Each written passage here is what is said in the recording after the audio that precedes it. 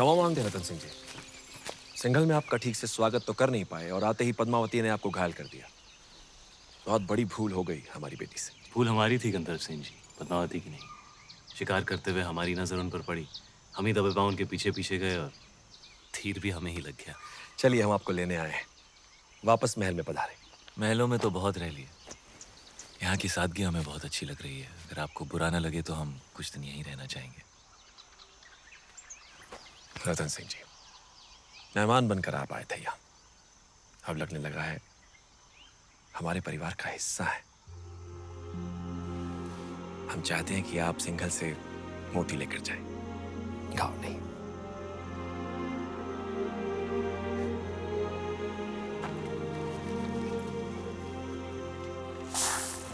सिंघल के मोती वैसे ही है जैसे आप ढूंढ रहे थे। क्या सोच रहे हैं? मोती मिल गए तो अब वापस मेवाड़ चले जाओगे? हमारे जाने का वक्त आ गया। कैसे जाओगे?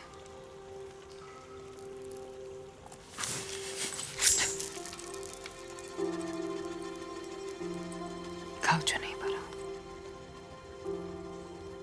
हमारे साथ मेवाड़ चलेंगी पद्मावती, हमारी पत्नी बनकर।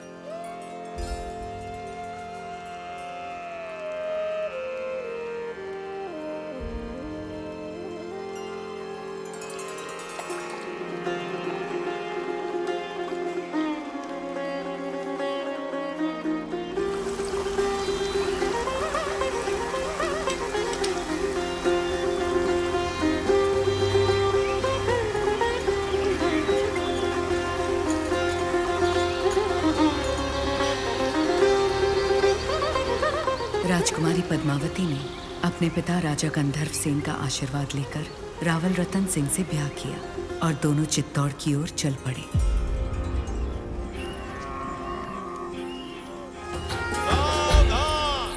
हिंदू कमल दिवाकर, रघुकुल सूरज, मेवाड़ प्रभाकर, महारावल रतन सिंह जी दरबार में पधार रहे हैं।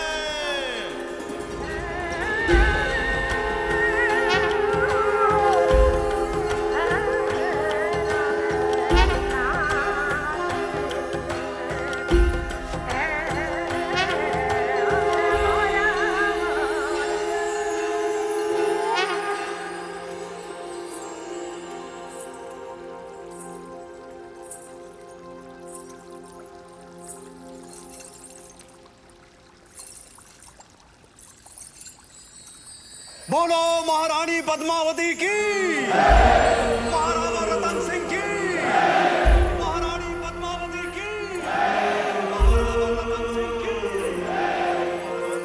जब सारा चित्तौड़ रानी पद्मावती की जय जयकार से गूंज रहा था, दिल्ली में खिलजी हुकूमत की शुरुआत हो चुकी थी। सिपहसालार जलालुद्दीन ने सल्तनत से बगावत कर सुल्तान हिंद का ताज अपने सर पहन लिया था। सुल्तान हिंद जलालुद्दीन खिलजी, सुल्तान हिंद जलालुद्दीन खिलजी। लेकिन उस वक्त भी अलाउद्दीन की नजर हिंद के उस नायाब तख्त पर ही थी। ये तख्त और ताज जितने सुनहरे लगते हैं उतने नोकीले भी हैं। इस तख्त पर बैठकर हमें खुशी भी हो रही है और फिक्र भी, क्योंकि इस वक्त हमारे चारों तरफ दुश्मन ही दुश्मन है और सबसे बड़ा मसला तो ये कमबख्त मंगोल है। सुल्तान, इस वक्त उन खूंखार मंगोलों से जंग में जीतना नामुमकिन है।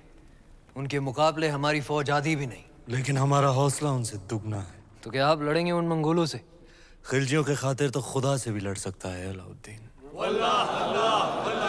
अपने हौसलों को इतना भी बुलंद मत करो अलाउद्दीन, जिसके बोझ तले तुम खुद ही दफन हो जाओ। गुस्ताखी माफ हो, लेकिन अब तक वो मिट्टी ही नहीं बनी जो अलाउद्दीन को दफन कर सके। हमें तुम्हारे ये खोखले दावे नहीं, सिर्फ और सिर्फ फतेह चाहिए। हम जाएंगे मंगोलों से लड़ने। सुल्तान, आपका यकीन ही हमारी फतेह है।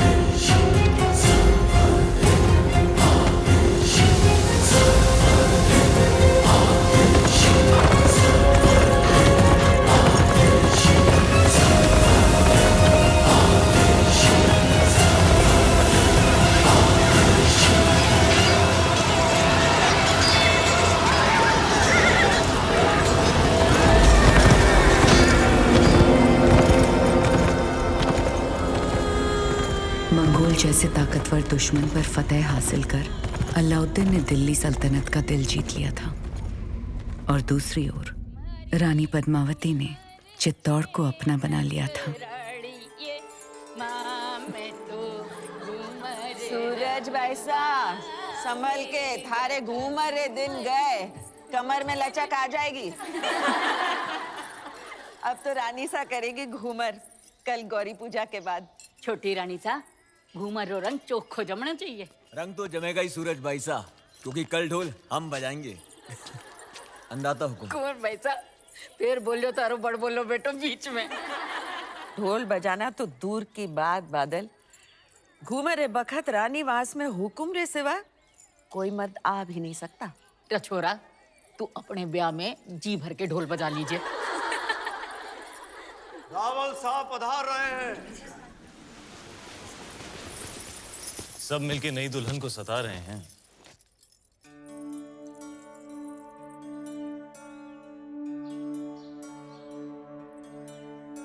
राजगुरु शिवालय में अपनी प्रतीक्षा कर रहे हो हुकुम।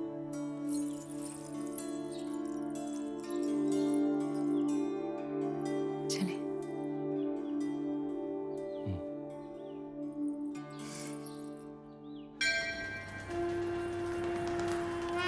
पधारो हुकुम।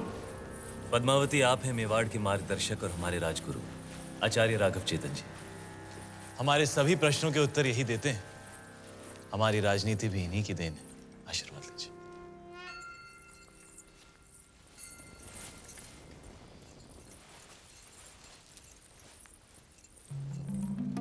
अलौकिक सौंदर्य है आपका। सौंदर्य ही नहीं, गुण और समझ की भी धनी है हमारी रानी सा।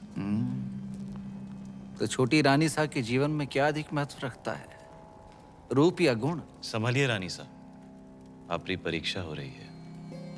बताइए, रूप या गुण? गुण और रूप? वो तो देखने वाले की आंखों में होता है। अर्थात किसी को पत्थर में शिवलिंग दिखता है और किसी को शिवलिंग में भी पत्थर। जीवन का वर्णन 3 शब्दों में। अमृत, प्रेम और त्याग। प्रेम क्या है? ईश्वर की आंख में उभरा हुआ खुशी का आंसू। आंसू क्या है? सुख और दुख की हद। सुख क्या है? ब्रह्म। सुना है युद्ध नीति की भी जानकार है। जी। रणभूमि में सबसे बड़ा शस्त्र क्या है? हिम्मत। जीवन में सबसे कठिन घड़ी? परीक्षा के बाद परिणाम की। और सबसे बड़ी भेंट? आशीर्वाद।